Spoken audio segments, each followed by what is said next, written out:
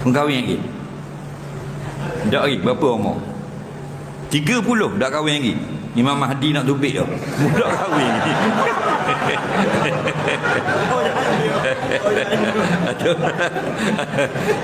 Apa? Tak minat perempuan. Dari kira tambah ni bahaya ni. Main minat laki-laki jeng. Tak, belum jodoh lagi. Okey, alhamdulillah. Mau kahwin lagi? Dak lagi? Kahwin lagi? Dah puan ni gitu. Dah kahwin lagi. Kahwin lagi? Kahwin dah? Asal orang mana? Salah. Jalan masih. Orang Salah. Bini orang mana? Okey sini. Bini orang Pekanbaru. Orang Salah. Orang Salah tak ada orang puang. Apa utuh jodoh. Sayang tak bini? Kalau molek mati dia dulu ke mu dulu? Salah. Jawab dia. Jangan pelawak dalam sini. Mati sekali ya. Ikhlas dah. Dia sekali se. Dah. Bini dulu ada.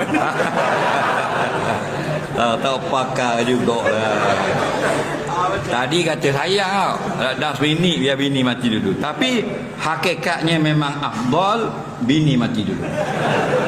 Kenapa? Kerana bila suami mati wa yazaruna azwaja, ada tinggal bini yatarabbasna bi anfusihinna arba'ata wa asyra. Allah kata kalau kamu mati tinggal isteri hidup, isteri kamu kena berkabung beredah 4 bulan 10 hari. Boleh tak pergi kubur? Tak boleh. Lepas tu molek bini mati dulu. Faham?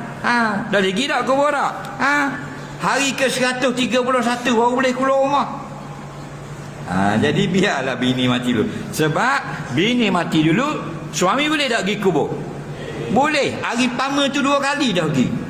Bawa bini muda. Faham? Itu yang penting kan dia. Okay,